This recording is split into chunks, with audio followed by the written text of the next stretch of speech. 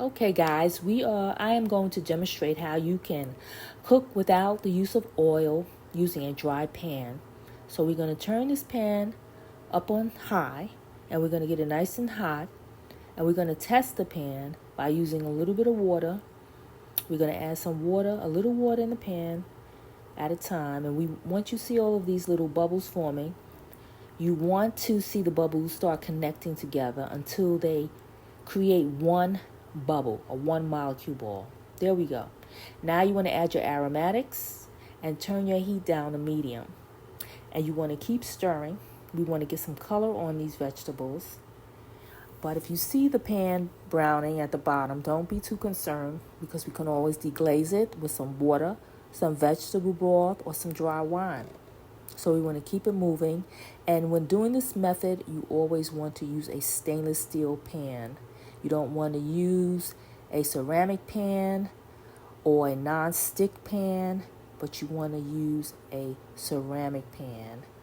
And you don't want to use a cast iron like this one here either. Just stainless steel. It won't work using other methods, or it can cause some real problems. So stainless steel. You see the pan, the bottom is browning. Our vegetables are browning. So you just want to keep it moving and stir them up, starting to get some color. If the pan, like I said, gets too brown on the bottom, you can add a little water. Now we're going to add in our mushrooms. Okay, got a little color on there. Add our mushrooms. I should have diced them. It's good to cut your vegetables the same size. That way they cook evenly, but this is okay. So we're going to continue stirring this around, and we want them to cook.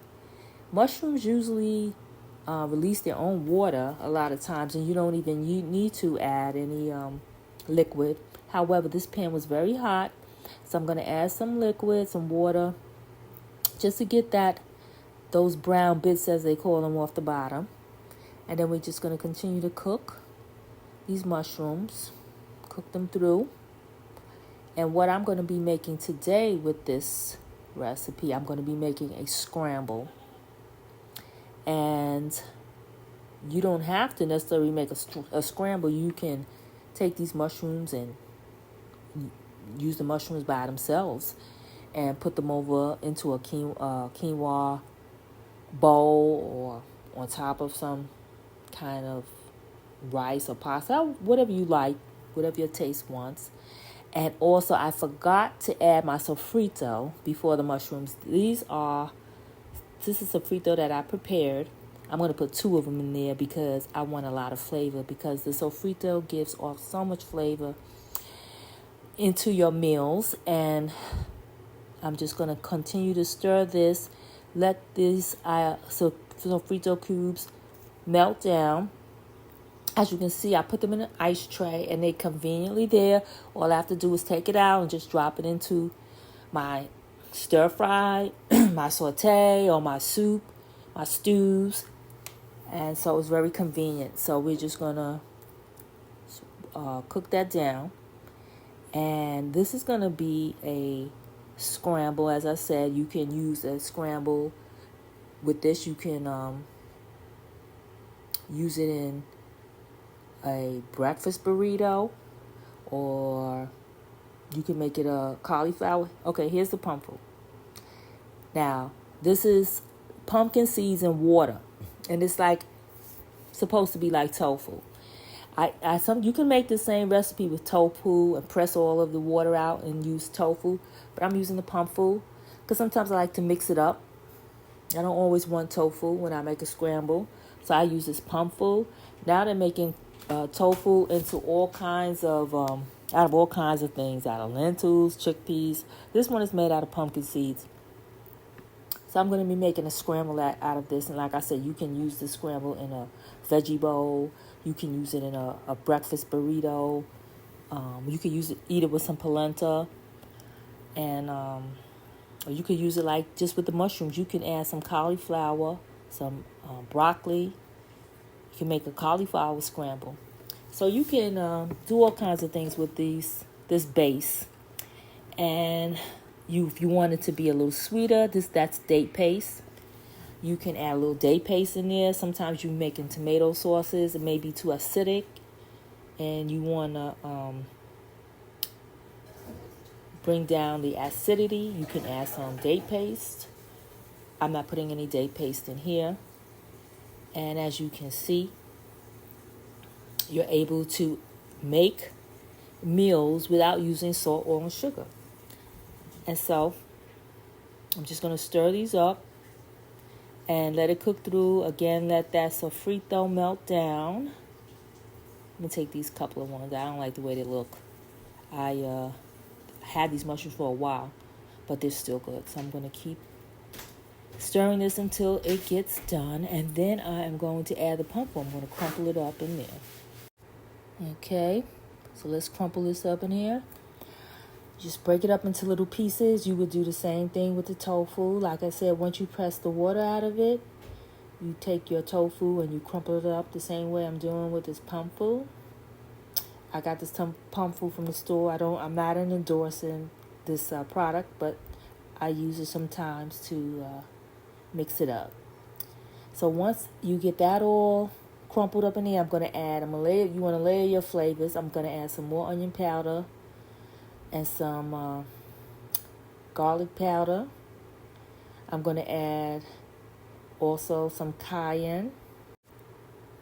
Add the cayenne, and I'm going to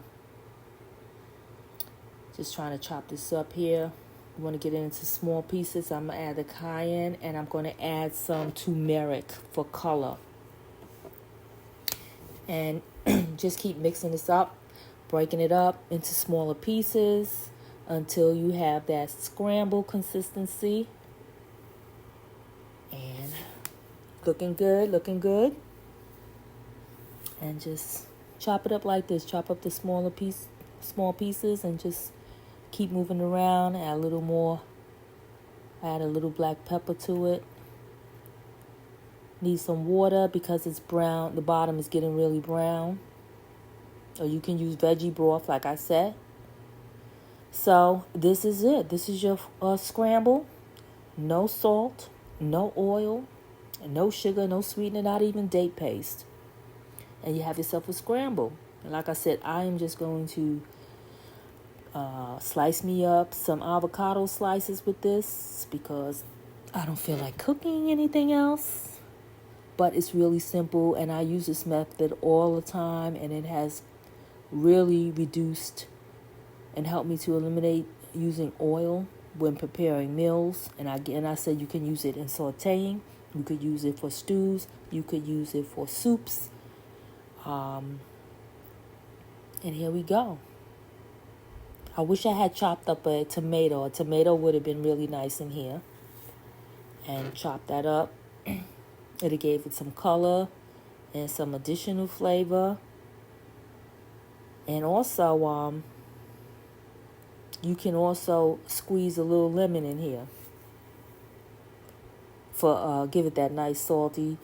Lemon gives off a salty flavor, and it might seem weird putting lemon in here, but squeezing I'm gonna squeeze a little lemon in here. Okay, you got that lemon. And it may seem weird, like I said, but that's the fun part of cooking. You can just try new things or just make up your own stuff, and you'd be surprised you come up with these really delicious recipes. So this scramble is just about done. And it's looking good. And I think I might chop up that tomato and add it into here. Yep, I think I'm going to do that. And there we go. We have our scramble. It was simple. No salt, oil, or sugar. Give it a try. Guess what? I chopped up the tomato and put it in here, and I forgot my arugula. I like to put a handful or a bunch of arugula in my dishes, in my scramble, in my sauces. I love the arugula. It's great for your liver. And this is it. My pumpkin scramble. Hope you try it. I hope you enjoy it. I'm Melanie, a truly plant-based, your plant-based health coach. You have an amazing day.